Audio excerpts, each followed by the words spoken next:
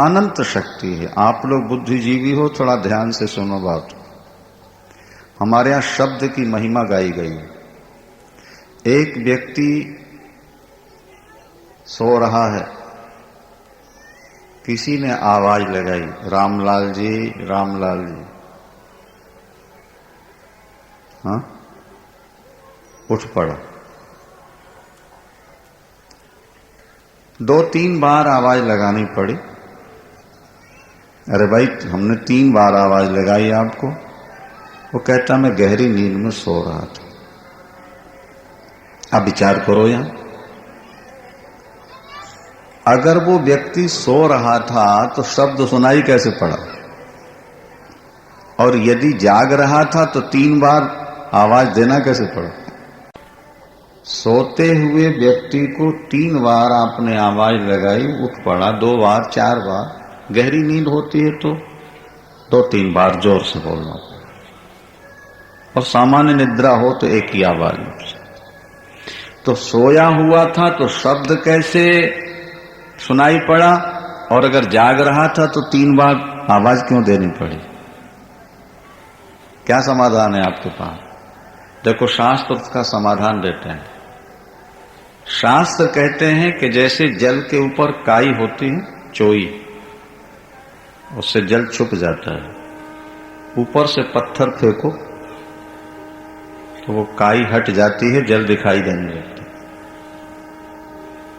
नहीं तो जैसे पत्थर के फेंकने से काई हटी और जल दिखाई दिया, इसी तरह जब आपने किसी का नाम लेकर पुकारा तो शब्द ने जाकर के निद्रा को ठोकर मारा, उसको अलग किया और सोते को जगा करके उसको आपके सामने खड़ा कर दिया। शब्द की शक्ति है, उसने निद्रा को हटाया और उसको प्रबुद्ध किया कि तुमको कोई आवाज दे रहा है। तो जैसे सोए हुए व्यक्ति को शब्द जगा देता है, इसी तरह आपके अंदर सोए हुए विवेक को, ज्ञान को भगवान की कथा भी जगा दिया करती है। एतावता कथा से कभी पीछे नहीं हटना। बिनु सत्संग विवेक न होई, ये बिनु सत्संग विवेक न होई, और राम कृपा बिनु सुलभ न सोई। भागवत में लिखा है, प्रविष्टा कर्ण रंध्रेणो। परमात्मा जब भी आपके हृदय में प्रवेश करेगा, कानों के द्वार से ही प्रवेश करता है। आंखों से देख लेने के बाद भी बोध नहीं होता जब तक कानों से सुना न जाए। आपको रास्ते में हीरा मिल गया, पर जब तक जौहरी ये ना कह दे कि ये हीरा है, आपको ज्ञान होगा? बोलो। आंख से देख लेने के बाद भी जब तक कान से सुनेंगे नहीं, वस्तु का बोध नहीं होगा। तो जब साकार पदार्थ के लिए भी शब्द की जरूरत है, तो निराकार परमात्मा को समझने के लिए तो शब्द के बिना दूसरा कोई रास्ता ही नहीं। इसलिए कथा सुनते रहो। हमारे यहां शास्त्रों में लिखा है कि दुनिया के हर कार्य में आलस्य हो जाए तो शायद तुम्हारा गुजारा हो जाएगा, लेकिन 2 कार्य में कभी आलस्य नहीं करना, नहीं तो जीवन बर्बाद हो जाएगा। क्या? स्वाध्याय प्रवचनाभ्याम न प्रमजितव्यम। एक तो सदग्रंथों के स्वाध्याय में कभी प्रमाद नहीं करना। आज लोग अखबार बहुत पढ़ते हैं, एक एक लाइन देखते हैं, उपन्यास पढ़ते हैं, दुनिया की गंदी पुस्तकें पढ़ते हैं, लेकिन रामायण गीता भागवत को कभी गौर से नहीं पढ़ते हैं। शास्त्र कहते हैं कि स्वाध्याय में कभी प्रमाद नहीं करना। और दूसरे प्रवचनम, अगर कहीं प्रवचन हो रहा हो तो अजी टाइम नहीं मिला हमको, ऐसा कभी नहीं कहना। ये टाइम तो मिल सकता था, ये तुम्हारा प्रमाद था जो कहते हो कि टाइम नहीं मिला। जिस समय आप बहुत बिजी हैं, अगर पता लग जाए कि दिल्ली में हमारा जो पुत्र रह रहा है उसका एक्सीडेंट हो गया, तो वहां जाने का टाइम मिलेगा नहीं मिलेगा? बोलो भाई। हाँ, फिर आप कहोगे हम बिजी हैं नहीं जा सकते। आप टाइम निकाल सकते हैं, लेकिन ये प्रमाद है आपका जो कहते हैं कि हमको टाइम नहीं मिला, हम बहुत बिजी। स्वाध्याय और प्रवचन में कभी प्रमाद नहीं करना। हमको धार्मिक ग्रंथ पढ़कर ही सोना है। हमें महापुरुषों के प्रवचनों से लाभ उठाना है। गोपांगनाओं की स्थिति आपने कई बार भागवत में सुनी कि जब भगवान ने बांसुरी बजाई तो गोपांगनाओं में कोई तो पड़ोस रही थी पति को, और कोई बालक को दूध पिला रही है, तो कोई अंजन लगा रही है, कोई गाय लगा रही है, कोई पानी निकाल रही है। लेकिन जो जैसी थी उसी परिस्थिति में छोड़ के भाग पड़ी। उसने ये नहीं सोचा कि पति को भोजन करा दूं फिर चलूं, या बच्चे को दूध पिला कर जाऊं, या गाय लगा रही तो पूरा दूध निकाल के बर्तन अंदर रख दूं फिर जाऊं, वहीं बर्तन फेंक के चल पड़े। ये केवल एक कहानी नहीं है, ये जीवन दर्शन है। उन गोपांगनाओं ने हमको एक राह दिखाई है कि जब परमात्मा का संकेत प्राप्त हो, ये कथा और प्रवचन और संतों का समागम क्या है? भगवान ने बांसुरी बजाई और गोपियां दौड़ी, माने भगवान ने बांसुरी के माध्यम से उनको अपनी ओर। तो ये जो सत्संग होते हैं ये क्या है? ये भी तो परमात्मा की वाणी है जो आपका आह्वान कर रही कि हमारी ओर आओ, अखंड शांति प्राप्त करो। विवेकशील व्यक्ति दौड़ पड़ता है और बाकी लोग कहते हैं कि हमको टाइम नहीं मिला, हम बहुत व्यस्त। ब्रह्मांड निकाया निर्मित माया रोम रोम प्रति वेद कहें। और जब तुम ईश्वर की ओर दौड़ोगे, ईश्वर तुम्हारी ओर दौड़ पड़ेगा। संतों ने गाया कि जो तू दौड़े एक पग, परमात्मा क्या कहते हैं? जो तू दौड़े एक पग तो मैं दौड़ूं 60, और पाछे पाछे मैं फिरूं कभी न छोड़ूं 60। जहां भक्त मेरो पग धरे वहां धरूं मैं हाथ, और पाछे पाछे मैं फिरूं कभी न छोड़ूं 60। मेरा भक्त जहां पैर रखने वाला होता है ना, प्रभु कहते मैं पहले हाथ रख देता हूं ताकि मेरे भक्त के पैर में कांटे कंकड़ चुभ न जाए। अरे वो दया का समुद्र है। उसने तुम्हें जिंदगी दी है भजन के लिए और तुम गंदगी में उसको बिता रहे हो। किसी संत ने कहा जिंदगी मिली है बंदगी के लिए और तुम उसको बिता रहे हो गंदगी में। जिंदगी में बंदगी करना सीखो। मानव जीवन भजन के लिए मिला हुआ है। अभी आप स्वामी जी से सुन रहे थे कि खाना पीना सोना रोना डरना मरना और बाल बच्चे पैदा करना तो पशु भी जानता है। अगर इंसान बन के आप वही करते रहे तो फिर उनमें और हम में अंतर क्या रहा?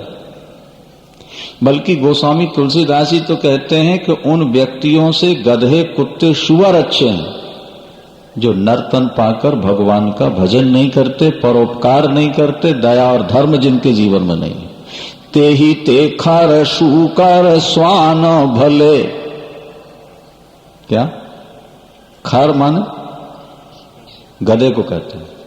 ते ही ते खर शूकर स्वान भले, और जड़ता बस ते न कहे कछुए, क तुलसी जे ही राम सुनेह नहीं, सो सही पशु पूछ विषाण न दवे। और जननी कत भार मुई 10 मास, और भाई की न बांझ गई की न च्वे, और जरी जाहु सो जीवन जाने की नाथ, जिये जग में तुम्हारो बिन्न है। आप डॉक्टर हैं, कलेक्टर हैं, मिनिस्टर हैं, ये विद्या आपकी केवल वर्तमान जीवन के लिए है। क्या समझे?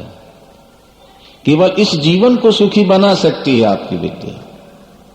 लेकिन आने वाले जीवन के लिए तो केवल ये विद्या साथ देगी जहां बैठे हो। पहले भी हमने एक दृष्टांत आपको सुनाया है। एक केवट यात्रियों को नदी पार करता है। नौका पर 3 व्यक्ति बैठे, एक डॉक्टर, एक इंजीनियर, हाँ, और एक वकील साहब। क्या? वकील साहब ने केवट से पूछा, क्यों भाई, मर्डर का केस हो जाए तो कौन सी धारा लगेगी, 302 कि 307? उसने कहा, साहब हम मूर्ख आदमी, हमको क्या पता कौन सी धारा लगती है। अच्छा, अगर कचहरी में केस लड़ना पड़ा तो क्या बोलेगा? बोले, साहब हम क्या बोले? बोले, तूने 4 आना जिंदगी तो ऐसे ही खराब कर दी। अरे तू इंसान बना था तो कुछ कानून का ज्ञान तो होना चाहिए था। तब तक डॉक्टर साहब ने कहा कि अगर मलेरिया आ जाए तो कौन सी दवा बढ़िया है कि दोबारा ना आने पाए? बोले, साहब हमको क्या पता, मूर्ख आदमी, तो डॉक्टर साहब जो लिख के दे देंगे हम खा लेंगे। बोले, यार जब तुमको मलेरिया की बीमारी का भी इलाज नहीं मालूम तो तुम्हारी 4 आना जिंदगी।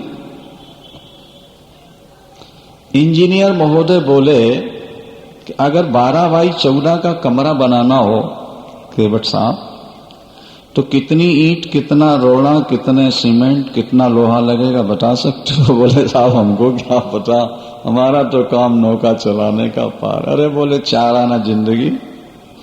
कितने आने चली गई भैया? 12 आना। तब तक नौका बीच में आकर के जल के भंवर में फंस गई। तो केवट ने कहा, साहब तैरना जानते हैं आप लोग के नहीं?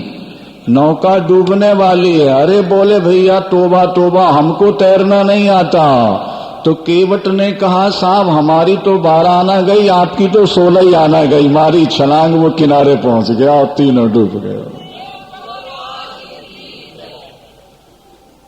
बोले, हमारी तो 12 आना गई और आपकी डूबो। ये हमारे आपके लिए संकेत है।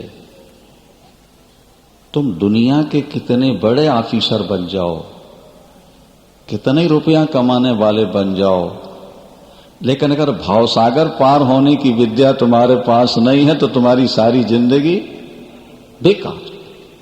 तुलसीदास जी क्या कहते हैं कि झूठो है झूठो झूठो जग, ये संत कहंत जे अंत लहा है।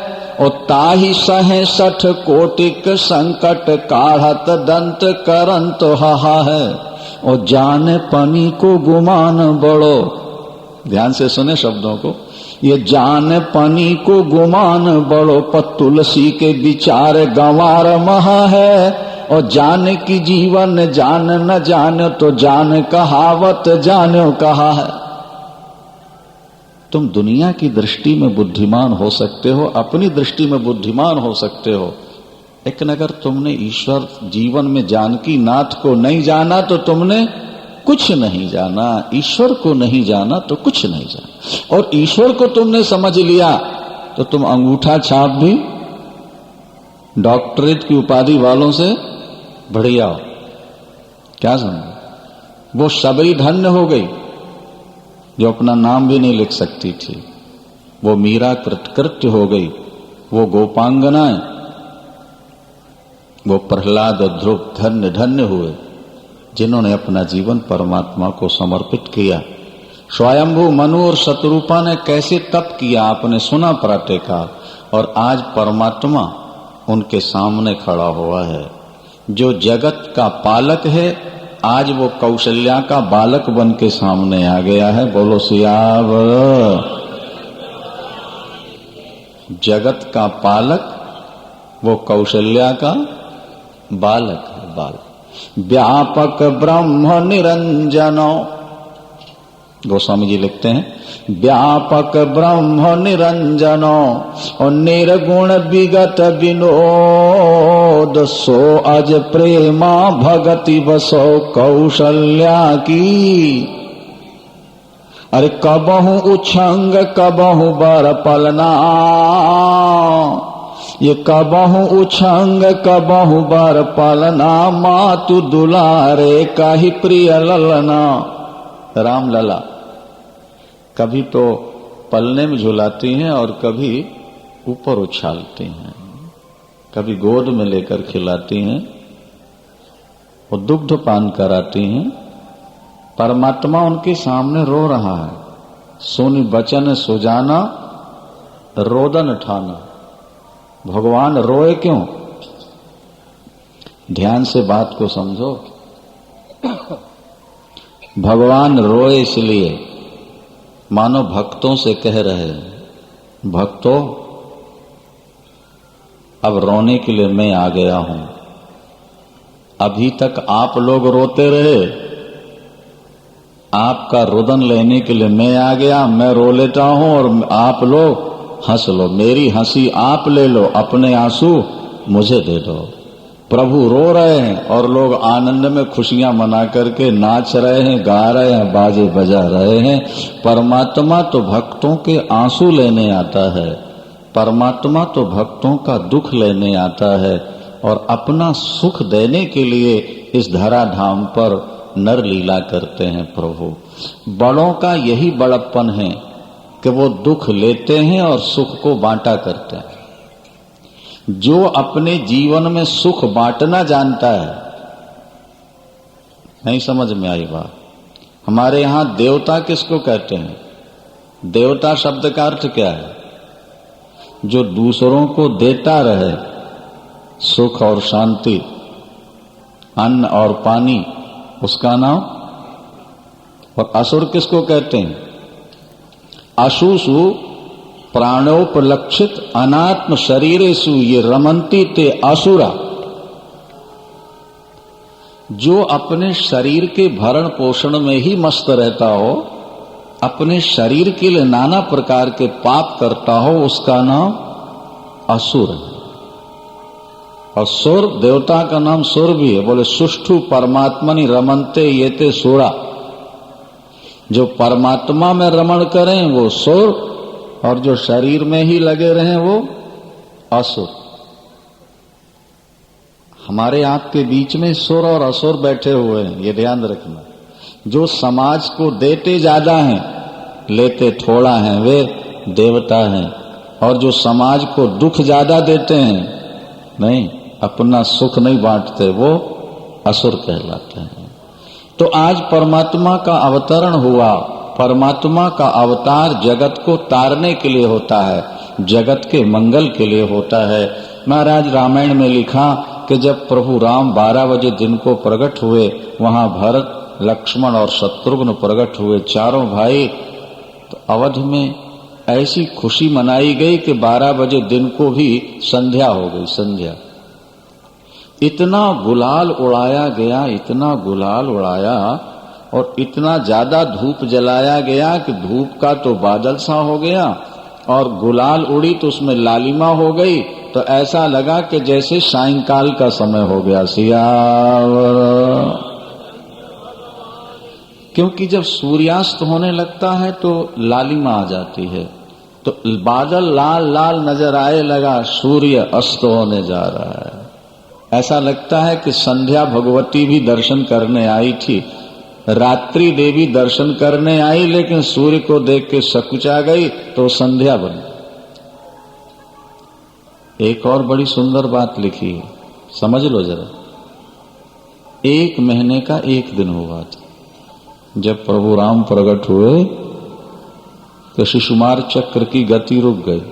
सूर्य नारायण जहां के तहां खड़े रहे और किसी व्यक्ति को यह पता नहीं लगा कि ये 1 महीने का 1 दिन है या 12 घंटे का।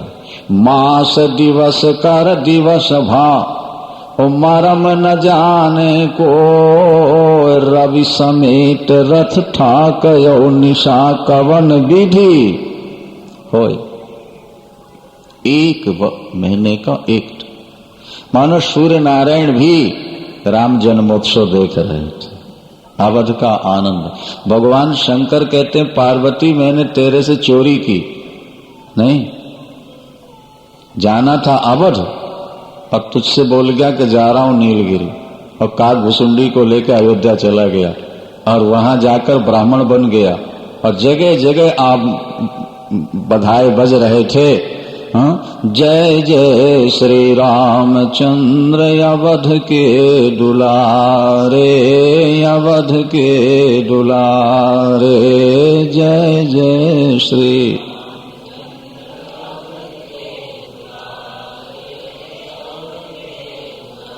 रे जय जय श्री रामचंद्र अवध के दुलारे, अवध के दुलारे, जय जय श्री रामचंद्र।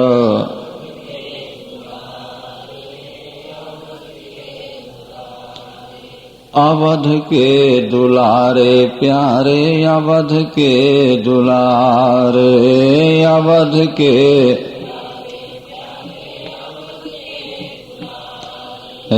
अवध के दुलारे प्यारे, अवध के दुलारे, अवध के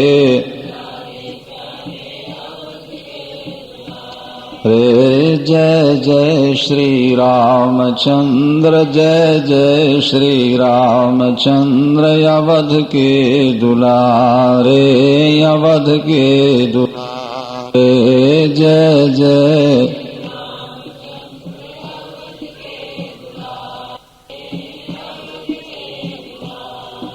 जय जय श्री राम। ज्योतिषी बनकर के अवध की गलियों में घूम रहे थे और बधाई सुन रहे थे। मनुज रूप जाने नहीं को, मनुष्य रूप में हमको कोई जानता नहीं था और हम गलियों में घूम घूम कर बधाई सुन रहे थे। बधाई सुनते कान तो तृप्त हो रहे थे, लेकिन दर्शन के लिए नेत्र तरस रहे थे कि अवध आए हैं तो राम लला के दर्शन तो कर जाएं, बिना दर्शन के वापस कैसे जाएं। लेकिन रामलला तो महलों के अंदर है। महाराज ने बड़ी कड़ी सुरक्षा व्यवस्था कर रखी है, क्योंकि वृद्धावस्था में पुत्र हुआ ना। महाराज ने कितना दान दिया, रामायण में लिखा है कि महाराज दशरथ ने सब कुछ दान कर दिया। प्रभु राम के जन्मोत्सव सारवस दान दीन सब काहो, और जो पावा राखा नहीं ताहो, सब कुछ दे। जब आप परमात्मा की ओर चल पड़ोगे और आपके मन में कोई स्वार्थ न हो, तो परमात्मा फिर कमी नहीं लगाता कभी किसी भी वस्तु। भगवान शंकर सोचने लगे दर्शन कैसे हो। एक युक्ति निकाली, ज्योतिषी बन गए, काकभुसुंडी को शिष्य बनाया और बोले बेटा तुम गुरुजी का प्रचार करो।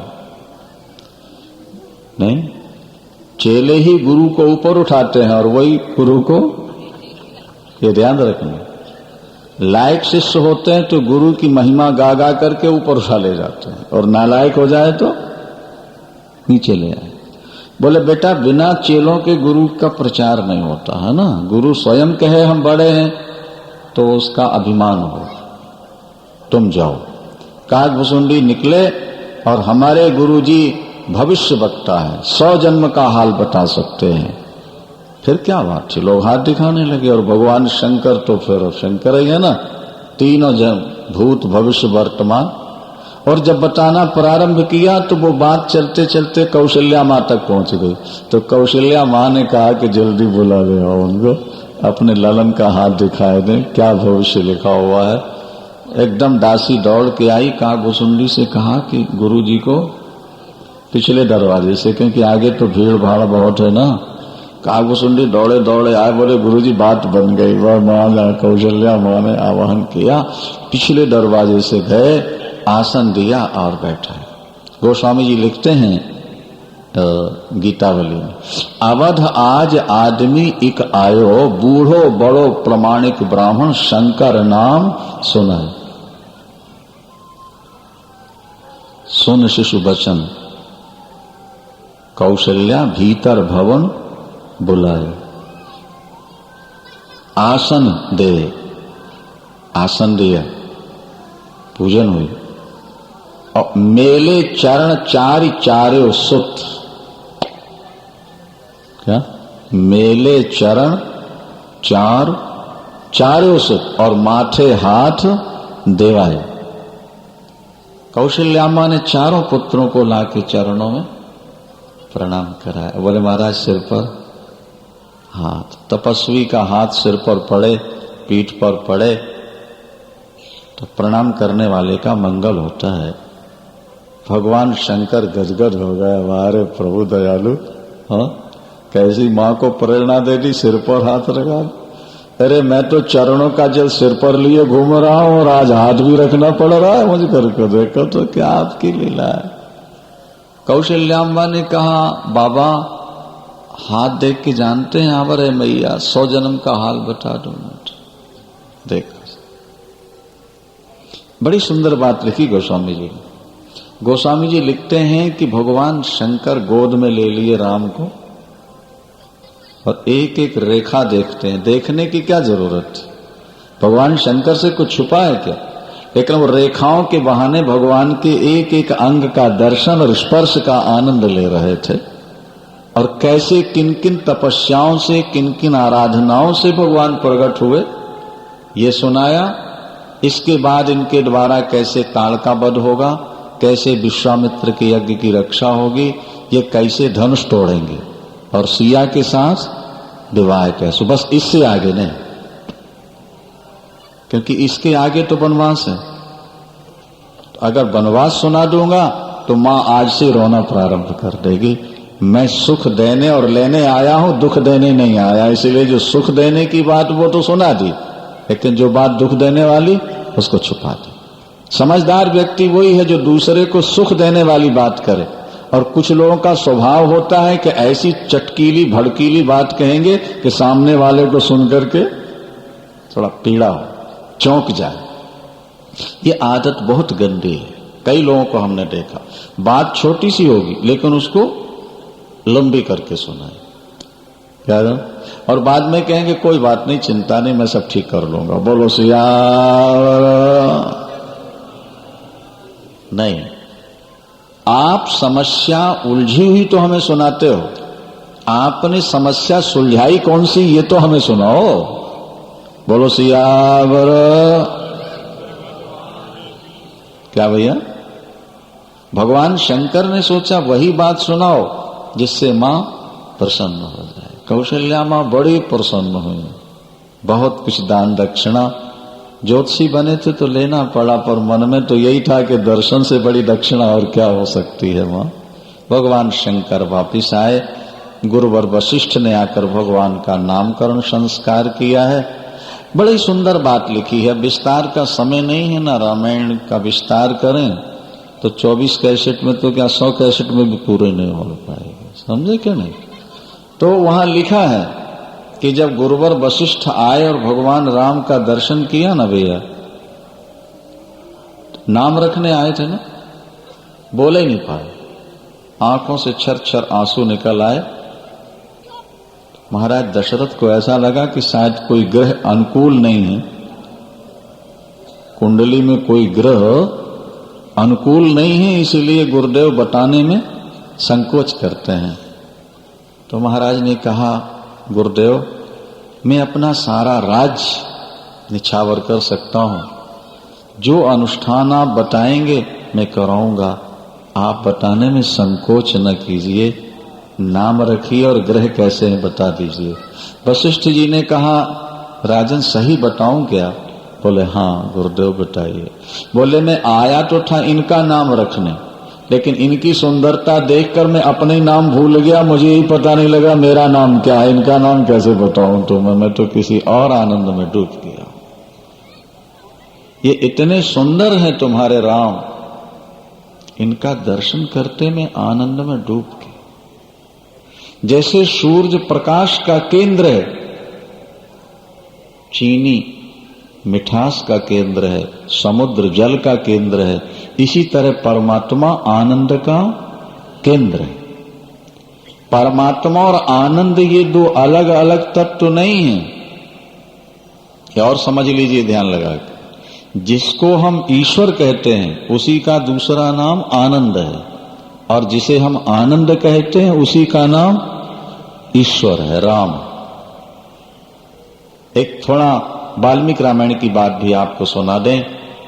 वाल्मीकि रामायण में महर्षि वाल्मीकि ने लिखा कि संसार में ऐसा कोई प्राणी नहीं जो राम का अनुयायी न हो, जो राम का उपासक न हो।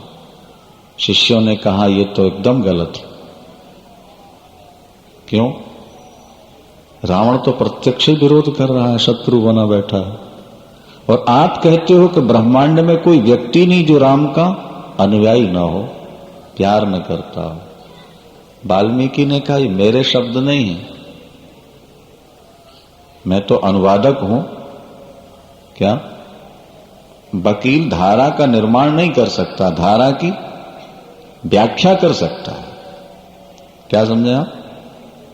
संविधान का निर्माता तो कोई दूसरा होता है, और संविधान की व्याख्या करने वाले वकील और जज होते हैं। तो महर्षि वाल्मीकि ने कहा कि मैं तो एक वक्ता हूं, ऊपर से जो शब्द आ रहा है उसको प्रकट कर रहा हूं। शिष्यों ने कहा ये बात समझ में नहीं आई कि दुनिया में कोई ऐसा व्यक्ति नहीं जो राम को न चाहता हो। तो महर्षि ने फिर ध्यान किया और उत्तर दिया, वो आप समझ लीजिए। उन्होंने कहा ठीक है, रावण राम से विरोध करता है, लेकिन रावण आनंद चाहता है कि नहीं चाहता? बोलो, रावण जीवित रहना चाहता है कि नहीं चाहता? रावण ज्ञानवान बन के रहना चाहता है कि मूर्ख बन के रहना चाहता है? तो रावण जीवित भी रहना चाहता है, ज्ञानवान बन के रहना चाहता है, और आनंद भी चाहता है। तो बोले जिसको हम राम कहते हैं वही आनंद है, वही सत है, वही चित है। राम सच्चिदानंद दिनेशा, नहीं तह मोह निशा लवलेशा। वो डायरेक्ट राम को नहीं चाह रहा, पर इनडायरेक्ट तो राम ही का भक्त है वो। तब शिष्यों का समाधान हुआ। दुनिया में हर व्यक्ति ईश्वर को चाहता है, कुछ सीधे सीधे चाहते हैं, कुछ घुमा फिरा के। आनंद को तो हर जीव चाहता है, नहीं समझे आप? जैसे मिठास और मिश्री ये दो नहीं है, जल और तरंग ये दो नहीं, एक ही है। इसी तरह से आनंद और ईश्वर ये दो नहीं, ईश्वर ही आनंद है, आनंद ही ईश्वर। ये समझने जरा, इसकी बड़ी लंबी व्याख्या हमारे शास्त्रों में। फिर ये कहा गया कि फिर विषय सुख भी तो ईश्वर होगा। बोले हाँ, विषय सुख भी ईश्वर है, लेकिन वो प्रकृति में आकर के बिंदु मात्र रह गया है। प्रकृति के माध्यम से जो आप आनंद लेते हैं वो भी ब्रह्म है, लेकिन वो बिंदु मात्र है। अगर प्रकृति के बिना सीधे आनंद लेने जाओगे तो सिंधु प्राप्त हो जाएगा। तो बिंदु में जब इतना आनंद है तो सिंधु में कितना आनंद नहीं होगा।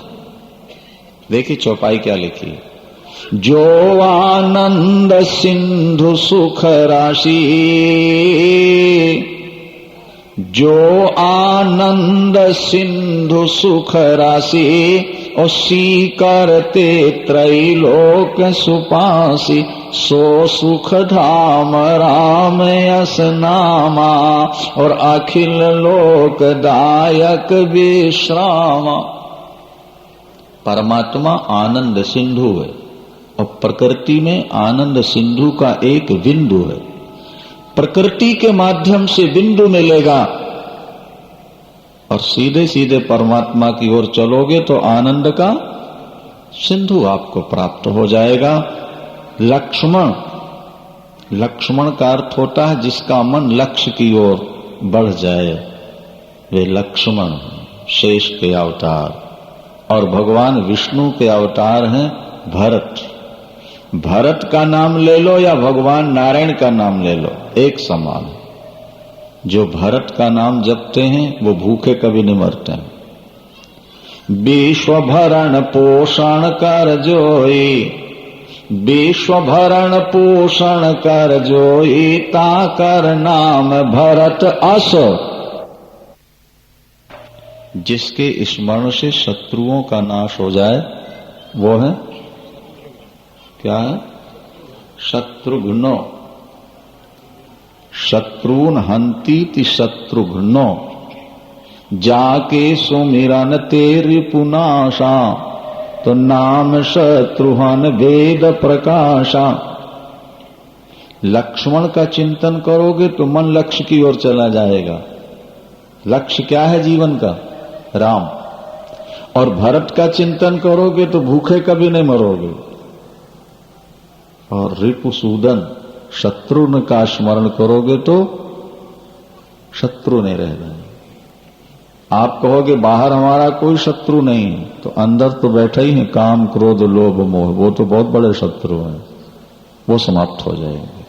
इसलिए राम दरबार का पूरे का चिंतन करना। सिया क्या है? ये भक्ति है, ये निर्मल बुद्धि है। राम दरबार का चिंतन करना। हाँ, राम के दाहिनी ओर लखन, बाएं तरफ सीता और उनके बगल में भरत और शत्रुघ्न है। सामने मारुति नंदन हनुमंत लाल है। हनुमान जी प्रबल वैराग्य हैं। भगवान राम ज्ञान है, ब्रह्म है। भगवती सीता भक्ति है। और लखनलाल प्रवृत्ति गृहस्थ धर्म में रहते हुए विरागी हैं। एक प्रवृत्ति मार्ग के विरागी हैं लखनलाल, और निवृत्ति मार्ग के विरागी हैं हनुमंत लाल। और प्रेम की मूर्ति है भरत। और एक छोटी सी व्याख्या आप समझ लो, बड़े काम की है। 4 भाई हैं ना, राम, लक्ष्मण, भरत और शत्रुघ्न। तो जीवन में 4 पुरुषार्थ हैं: धर्म, अर्थ, काम और मोक्ष। धर्म, अर्थ, काम और, ध्यान से सुनना है ना। भरत है धर्म, शत्रुघ्न है अर्थ, लखनलाल है काम और प्रभु राम है मोक्ष। शत्रुघ्न है धन, भरत है धर्म, लखन है काम और प्रभु राम है मोक्ष। तो शत्रुघ्न भरत के पीछे है। माने धन आपने कमाया तो धन कहां लगाना है? बोले धर्म में। उसी धन की शोभा है जो धर्म के पीछे। भरत हुए धर्म और शत्रुघ्न हुए अर्थ। तो शत्रुघ्न भरत के पीछे रहते हैं हमेशा। तो आप जो धन कमाएं वो धर्म के पीछे लगा रहे, धर्म कार्य होता रहे। और लक्ष्मण है काम और राम जी हैं मोक्ष। मन में कामना जो हो वो मुक्ति की कामना होनी चाहिए, ईश्वर को प्राप्त करने की कामना हो। कामना सदा मोक्ष की हो और अर्थ सदा धर्म के पीछे लगा हो, और धर्म मोक्ष के पीछे लग जाए, ये आपका जीवन सफल हो जाता है। जब आप धन से धर्म करेंगे तो धर्म से मोक्ष मिलेगा, और जब आपके मन में ईश्वर को पाने की कामना होगी तो आप सदा लखन की तरह राम के साथ हो जाएंगे। ये 4 भाई हैं, और ओंकार में भी 4 मात्राएं हैं: आ, उ, मा और आधा चांद। कितने हुए? 4। तो अकाराक्षर संभूता, अकाराक्षर से लक्ष्मण प्रकट होते हैं, उकार से शत्रुघ्न प्रकट होते हैं, और मकार से भरत होते हैं, और अर्धचंद्र जो है वो भगवान राम।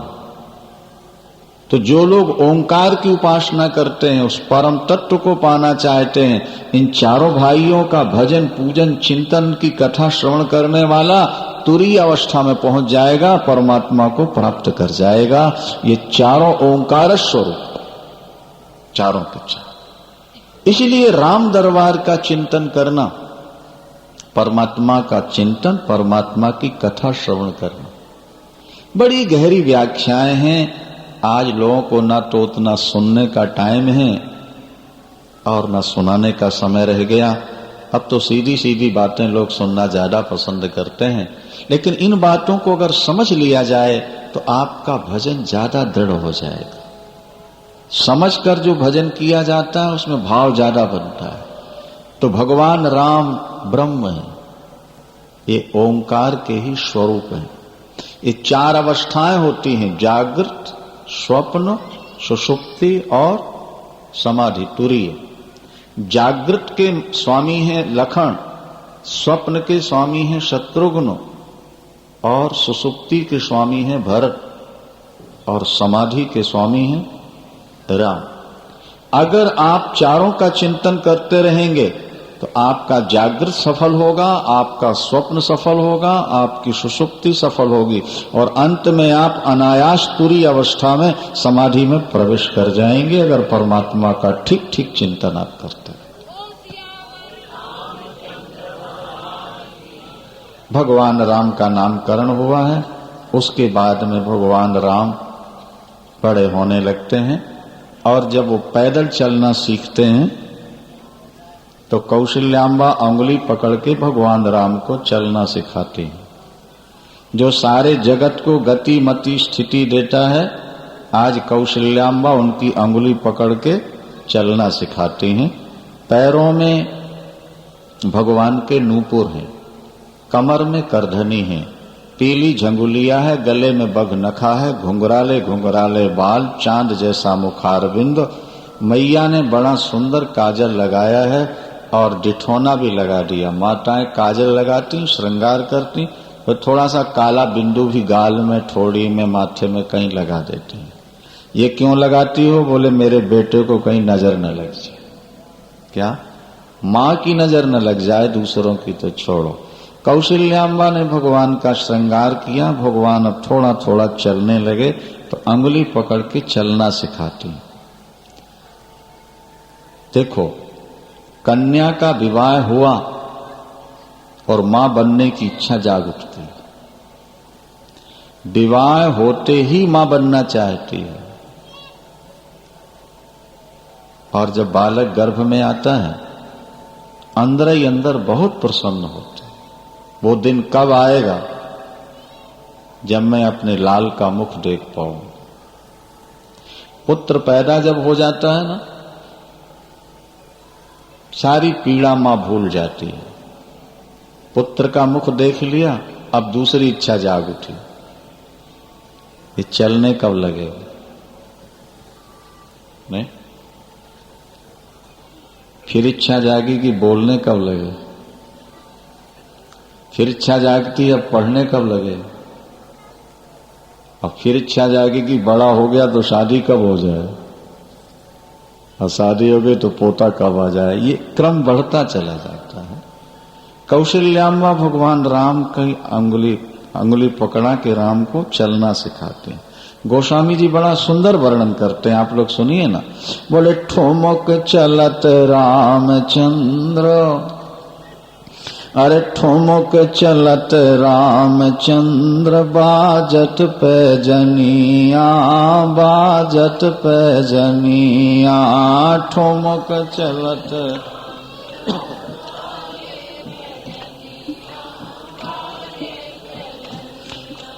ठुमक चलत रामचंद्र, बाजे पैजनिया, बाजे पैजनिया, ठुमक चलत।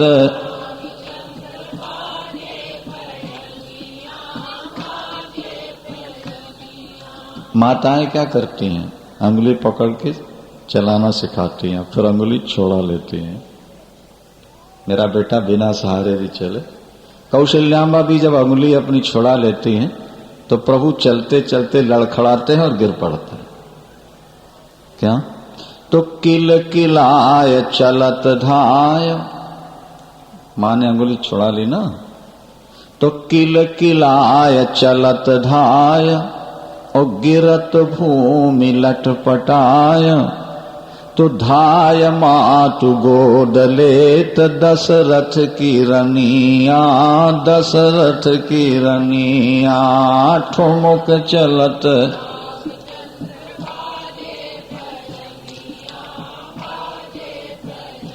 यहाँ ठुमुक चलत रामचंद्र, ठुमुक चलत रामचंद्र, बाजट पैजनिया, बाजट पैजनिया, ठुमुक चलत।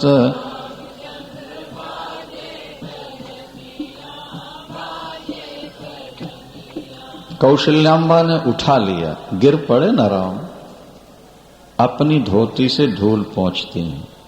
अंचल रज अंग झार, अंचल रज अंग झार, विविध भांति सो दुलार, मेवा मिष्टान हाल, भावे सोले हुलाल, ओ कहत मृदु बचनिया, कहत मृदु बचनिया, ठुमुक चलत रामचंद्र।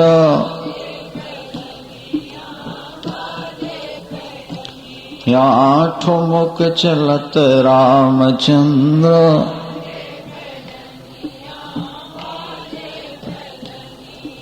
अंत में गोस्वामी जी ने बड़ी सुंदर बात कही। तुलसीदास जी कहते हैं कि राम कितने सुंदर हैं, राम किसके समान है? तो उपमा देते हैं कि राम के समान राम ही है, दूसरी कोई उपमा दुनिया में है ही नहीं है। तुलसीदास अति आनंद, अंतिम लाइन है ये कि तुलसीदास अति आनंद, और निरख के मुखार बिंद। प्रभु का मुखार बिंद देख के तुलसीदास जी के मन में बड़ी प्रसन्नता हुई।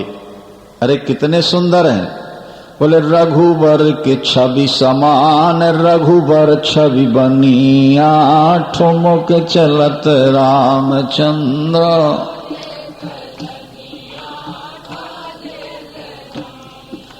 रघुवर की छवि समान, रघुवर छल बनिया। रघुवर कितने सुंदर हैं, बोले वो रघुवर रघुवर के ही समान, दूसरी कोई विश्व में उपमा मिल ही नहीं सकती। ये ठुमुक चलत रामचंद्र।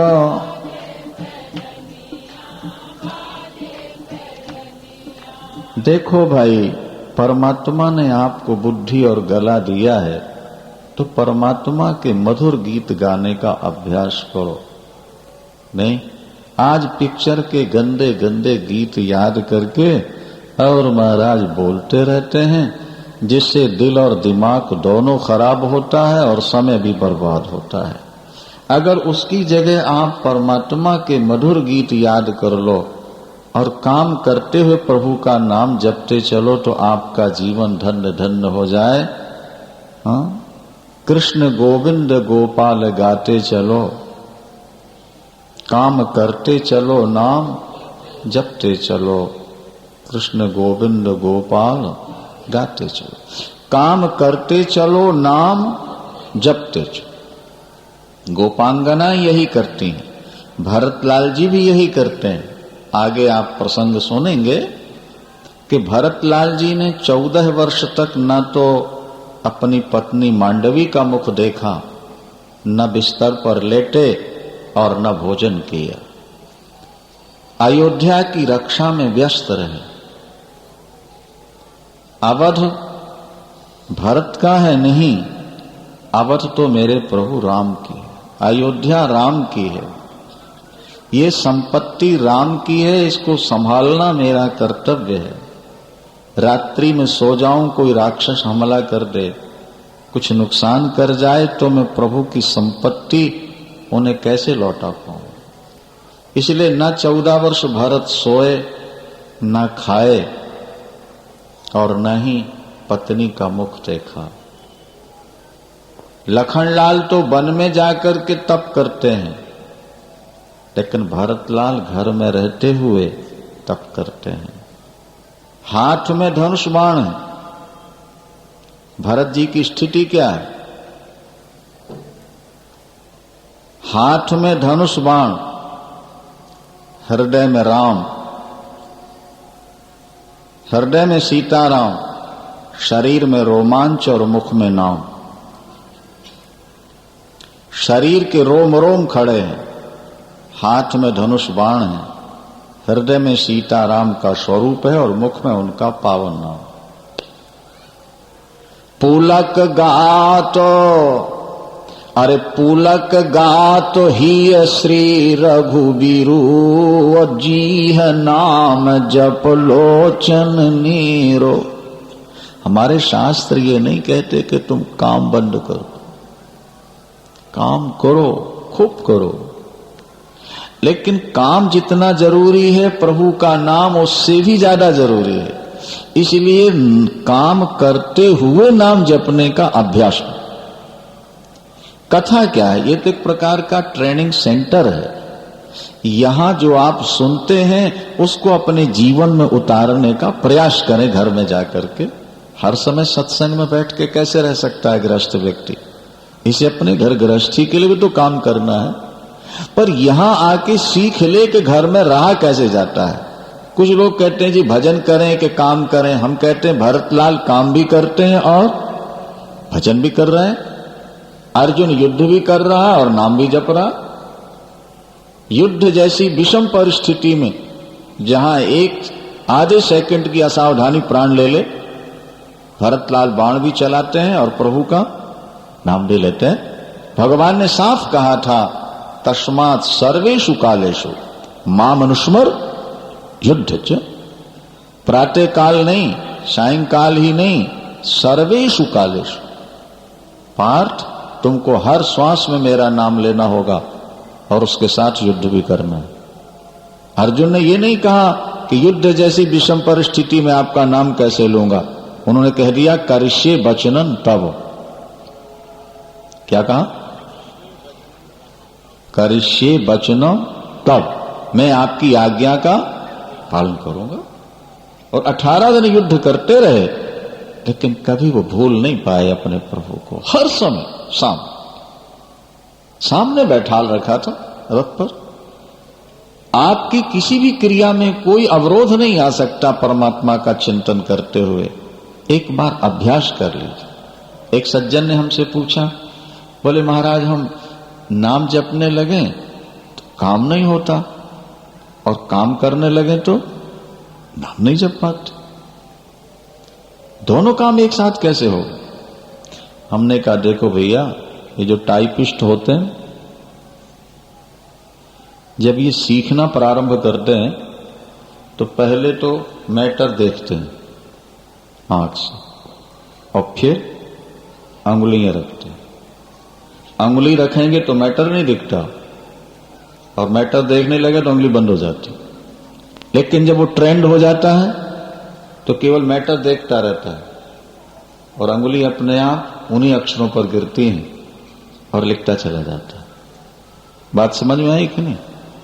तो जैसे प्रारंभिक अवस्था में वो दोनों काम एक साथ नहीं कर सकता, इसी तरह प्रारंभिक अवस्था का साधक भी दोनों काम एक साथ नहीं कर सकता।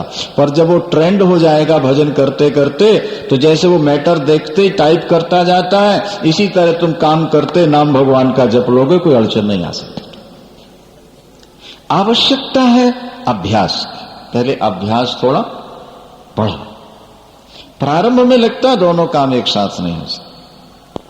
भाई ड्राइवर ड्राइव भी कर रहा है और मालिक की बातें सुन के जवाब भी दे रहा है, दो काम एक साथ हो रहा है नहीं। गांव की जाटनियों को देखो, वो सिर पर घड़ा रख लेती हैं दो दो, और एक हाथ में बाल्टी रस्सा पकड़ लेंगी, एक में बेटे को ले लेती।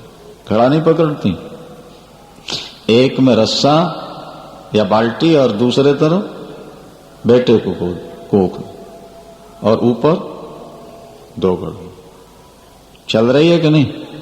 घर जा रही है, सहेलियों से बात कर रही है नहीं कर रही? बोलो भाई, सहेली के प्रश्न का ठीक उत्तर दे रही है, चल भी रही है, घड़े को पकड़े नहीं, घड़ा गिर रहा। देखो उसकी सावधानी। उस सहेली के प्रश्न का उत्तर दे रही है, चल रही है, घड़े पकड़े नहीं और घड़ा गिरता। हमारे संत क्या कहते हैं कि ज्यों तिरिया सिर कुंभ धरी, अरे ज्यों तिरिया सिर कुंभ धरी, मन राखे तामान, त्यों रज्जू करि राम सो कारज बिन से न। वो दोनों काम एक साथ कर रही, चल भी रही है, उत्तर भी दे रही है, गढ़। कई देवियों को हमने देखा वो भरा हुआ घड़ा या गढ़ भी सिर पर रख लेती हैं और दोनों हाथ भी मटका रहे हैं, पैर भी मटक रहे हैं और वो गढ़ भी गिरती नहीं। वो संभाल है, उसका ध्यान, क्रिया भी हो रही है और पात्र भी सुरक्षित है। इसी तरह आप परमात्मा की ओर आइए, परमात्मा का चिंतन भी करते चलें और अपने गृह का कार्य भी करते चलें। ये दोनों जरूरी है। हम कहा करते हैं अगर शरीर में केवल ज्ञान इंद्री हो, कर्म इंद्री न हो तो काम नहीं चलेगा, और कर्मेंद्री हो और ज्ञानेंद्री न हो तो काम नहीं चलेगा। ज्ञान और कर्म दोनों समान है, 5 ही ज्ञानेंद्री है और 5 ही कर्मेंद्री है। जितना ज्ञान उतना कर्म। इसी तरह से भजन भी और काम भी, ये दोनों बराबर होना चाहिए। ज्ञानेंद्री और कर्मेंद्री को एक बराबर 5-5 बना के प्रभु ने यह संकेत दिया कि जितना कर्म उतना ज्ञान, जितनी क्रिया उतना भजन। जब तक ये तुम्हारे जीवन में स्थिति नहीं आएगी तुम्हारा जीवन अपूर्ण, पूर्ण नहीं। एक डॉक्टर ने, वैद्य ने हमसे कहा कि मरीजों का इलाज करना भी तो धर्म है। हम कथा सुने कि मरीजों का इलाज करें। हमने कहा धर्म तब है जब बिना फीस लिए तुम सेवा करने लगो। बोलो सियावर। और जब तुम 100 रुपया फीस लेते हो, 150 लेते हो, 50 रुपया फीस लेते हो 2 मिनट की, तो वो तुम्हारी सेवा कहां रही, वो तो तुम्हारा स्वार्थ है। कर्म अगर निष्काम है तो वो भजन के समान है, पर अगर कर्म तुम्हारा सकाम है तो भजन अनिवार्य है। सीताराम सीताराम सीताराम।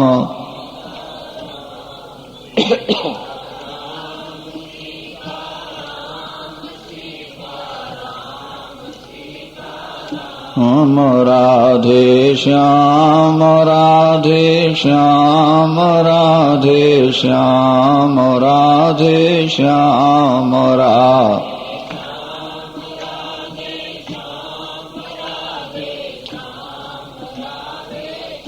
हम राजा राम राजा राम राजा राम राजा राम राम।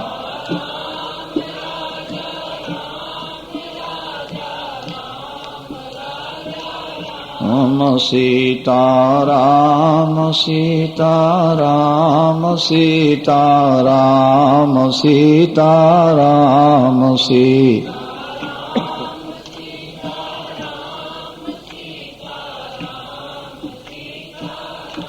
कौशल्याम्बा का एक कड़ा नियम था, जब तक वे अपने इष्ट देवता का पूजन न कर लें तब तक जल ग्रहण नहीं करती थी, पानी भी नहीं पीती।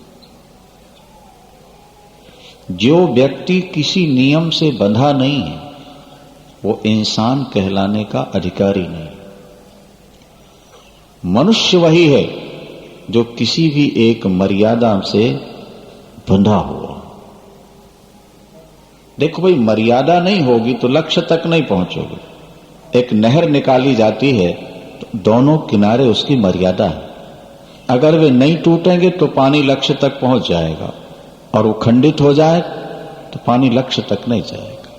लोक और वेद की मर्यादा, परमात्मा जिनकी गोद में है वो कौशल्याम्बा का नियम है, अपने कुल देवताओं का जब तक पूजन करा करके और स्वयं हाथ से प्रसाद बना के भोग न लगा दें तब तक पानी भी नहीं पीते। एक कठोर नियम। आप किसी एक नियम में बंध जाइए, हर समय आपका मन वहीं लगा रहेगा, और उसका परिणाम क्या होगा वो आपके जीवन में अनुभव हो जाएगा। कोई भी एक नियम जिंदगी में लीजिए, ये किए बिना भोजन नहीं करेंगे, एक नियम कोई। इतना भजन किए बिना हम भोजन नहीं करेंगे, चाय नहीं पिए, देखिए मन वहीं लगा रहता नहीं। भजन और भोजन, पहले भा लिखना पड़ेगा, फिर ओ की मात्रा बाद में लगानी होगी। नहीं समझ में आई बात? भा फिर मात्रा लगेगी ना बाद में, तो पहले भजन बाद में भोजन। हमारी वर्णमाला क्या कहती है हिंदी की, समझो आप? का, खा, गा और घा, ये वर्णमाला है ना। तो पहले तू ये विचार कर कि मैं क्या हूं। का माने कृष्ण का चिंतन कर ले, और चिंतन करने के बाद फिर खा, का खा, और फिर जिसने तुझको रोटी दी है उसका नाम गा। का, खा और क्या हुआ? गा। और अगर ये तीनों नियम तेरे निभ गए, तूने गा लिया उसका नाम, तो घा, तेरा असली घर जो है तुझे प्राप्त हो जाएगा। बोलो सियावर। अब प्रभु दुनिया को नाटक दिखाना चाहते थे, काफी दिन चढ़े आया लेकिन उतरे। अच्छा, बच्चा अगर सो ना रहा हो ना और सुलाना हो, उसको नहला दो,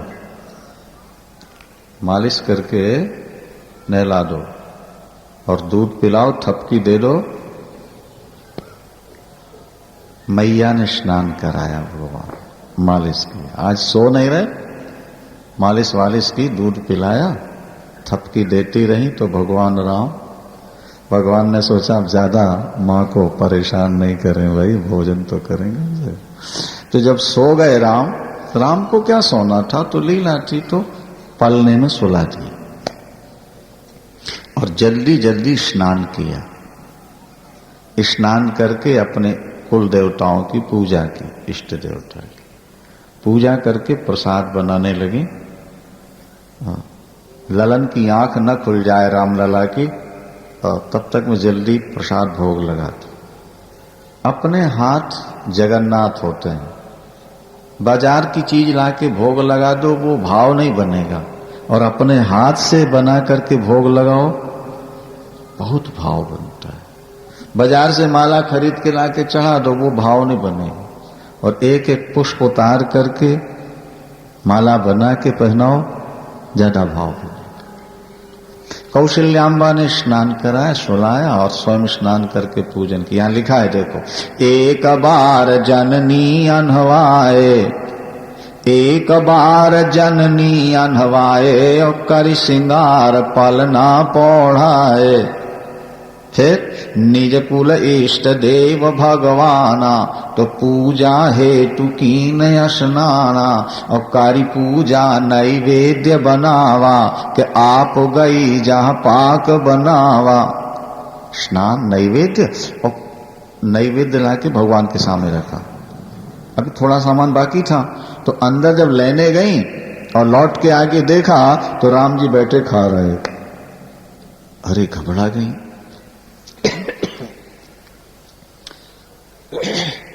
पलना तो ऊंचा है, राम छोटे हैं, पलना से कैसे उतारा? दासियों से पूछा, आप किसी ने उतारा है क्या? नहीं मां, हमने तो नहीं उतारा।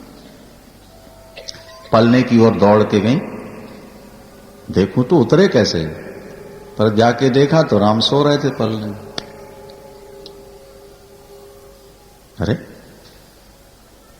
राम तो वहां खा रहा था और यहां पलने में। फिर दौड़ी गई वहां जाके देखा तो राम खा रहे थे। फिर दौड़ी आई पलने के पास, तो राम सो रहे थे। अरे यहां वहां दुई बालक देखा, यहां वहां दुई बालक देखा, कि मति भ्रम मोर की आन विशेखा। यहां देखें खा रहे, वहां देखें सो रहे। गई जननी शिशुपा भय भीता, तो देखा बाल तहां पुन सूता। और यहां देखा तो भोजन कर। अब तो मां घबरा गई, इन दोनों में असली राम कौन है? कहीं ऐसा तो ना हो कि मैं नकली राम ले लूं, मेरा असली चला जाए। घबरा गई। अब भगवान मुस्कुराए, मुस्कुराए और बोले, मां ये सारा संसार मेरा ही रूप तो है, मैं एक ही अनेक बन जाता हूं। कैसे बनते हो प्रभु? ये संसार आपका रूप कैसे है? मां देखना चाहती हो? हां प्रभु दिखाओ। बस प्रभु ने अपना विराट दिखरावा मात ही तबो के अद्भुत रूप अखंड रोम रोम प्रति लागे कोटि कोटि ब्रह्मांड। करोड़ों ब्रह्मांड प्रभु के रोम रोम में लटके हुए दिखाई दिए। करोड़ों सूर्य चांद ब्रह्मा विष्णु अगणित रवि शिव चतुरानन।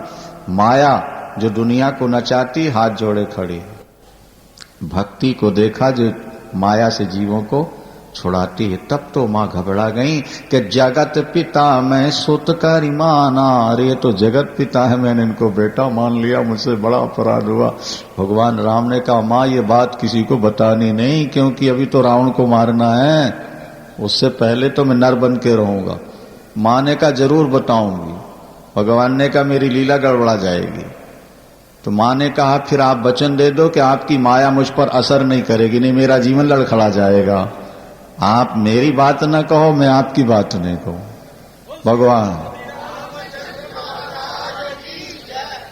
भगवान राम ने कहा मां मैं वचन देता हूं आप पर माया असर नहीं करेगी। तो मां ने कहा मैं भी वचन देती हूं, आपका भेद किसी को नहीं बताऊंगी। बोलो सियावर। फिर भगवान छोटे से बन गए। बड़ी मधुर लीलाएं हैं। भगवान और बड़े हुए, चोटी रखी गई है, चूड़ाकरण, कर्ण भेद, यज्ञोपवीत संस्कार, गुरुकुल पढ़ने जाते हैं और थोड़े दिनों में समग्र विद्याएं पढ़ लेते हैं। भगवान राम मानव मात्र को शिक्षा देते हैं। प्रातः काल उठ के रघुनाथा, क्या? प्रातः काल उठ के रघुनाथा और मातु पिता गुरु नावै माथा। आजकल के बच्चे माथा नहीं हाथा। कोई बच्चा ज्यादा लायक होगा ना तो एक हाथ ऐसे टेढ़ा करता है, जैसे कमर में पलस्तर बंधा हुआ हो, गर्दन में भी हाथ यूं करता। अरे ये प्रणाम की पद्धति नहीं है, ये तो तुम्हें पाश्चात्य शिक्षा से मिल गया है। तुम्हारी भारतीय पद्धति है कि रघुकुल तिलक जोरी दो हाथा, रघुकुल तिलक जोरी दो हाथा और मुदित मातु पद नायो। ये पद्धति। जब तक तुम्हारा सिर, तुम्हारे घुटने और तुम्हारे दोनों हाथ नहीं झुक जाएंगे तब तक तुम्हारा प्रणाम अधूरा है। बल्कि शास्त्रों में तो यहां तक लिखा है कि जो व्यक्ति एक हाथ से देवता को प्रणाम करता हो उसका हाथ काट देना चाहिए।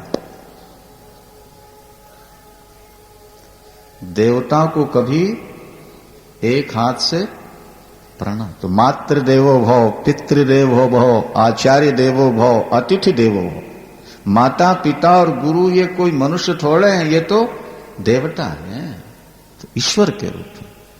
इसलिए अगर प्रातः काल पुत्र उठकर के पिता के चरणों में वंदन करे, माता के चरणों में वंदन कर ले, तो हम तो कहते हैं उसके घर में स्वर्ग उतर आए। प्रभु राम वैकुंठ से उतर के आए हैं तुम्हारे यहां ये सिखाने के लिए कि मैं तो वैकुंठ से आया हूं, पर तुम मेरी बात मान लो तो तुम्हारे घर में स्वर्ग उतर आए। बहू प्रातः काल उठ के सास के चरणों में हाथ लगा दे, क्या समझे भैया? कल अगर कितनी भी झगड़ा हो गया हो ना, गलती हो गई हो, माफ हो जाए। रात्रि में पिता के चरण दबा करके, गुरु के चरण दबा करके राम सोते हैं। प्रातः काल उठकर माता पिता गुरु के चरणों में वंदन करते हैं। बहू को चाहिए प्रातः काल उठकर सास ससुर और पति को प्रणाम करे। पुत्र को चाहिए घर में जितने बुजुर्ग हैं बड़े लोग हैं प्रातः काल उठकर उनको प्रणाम करने से क्या मिलेगा हमको? बोले प्रणाम करने वाले को 4 चीजें मिलती हैं, आयु, विद्या, यशो, बल। मनु जी लिखते हैं, जो बड़ों को प्रणाम करता रहेगा, चत्वारी तस्य वर्धन्ते ह्यायुर्विद्या यशो बल। और अनुज सखा संग भोजन करही, मातु पिता आज्ञा अनुसरही। राम हमें आपको शिक्षा देते हैं, भाइयों के साथ बैठ के भोजन करो। कोई भी कार्य करना हो पिता की आज्ञा लेके करो। अपने से बड़े की आज्ञा लेके जब कार्य करोगे तो बिगड़ जाने पर जिम्मेदारी बड़े के ऊपर चली जाएगी। और अगर बड़ों से पूछे बिना काम करोगे तो बिगड़ जाने के बाद जिम्मेदारी तुम्हारे अपने सिर पर आएगी। तो अपने सिर पर काहे को लेते हो? प्रभु राम ने ये सूत्र दिया हमें आपको, कोई भी कार्य नया करना हो तो अपने से बड़ों से सलाह ले। भगवान राम पढ़ने गए, बोले गुरुगृह गए पढ़न रघुराई, और अल्पकाल सब विद्या आई। उनके तो श्वास से वेद प्रकट हो गए। अब महर्षि विश्वामित्र आए। संक्षेप में बात आगे की कहना है। महर्षि विश्वामित्र आए, उन्हें मालूम हो चुका है कि परमात्मा का अवतार हो गया है। उनके यज्ञ में मारीच और सुबाहु मलमूत्र की वर्षा करके यज्ञ नष्ट कर देते हैं, भ्रष्ट करते हैं। जो यज्ञ में दीक्षित हो जाए उसको क्रोध नहीं करना चाहिए। विश्वामित्र श्राप दे के मार नहीं सकते, क्योंकि यज्ञ में दीक्षित है। उन्होंने ध्यान किया, पता लग गया महाराज दशरथ के यहां परमात्मा ने अवतार ले लिया। वे आए, सरयू स्नान करके आगे बढ़े।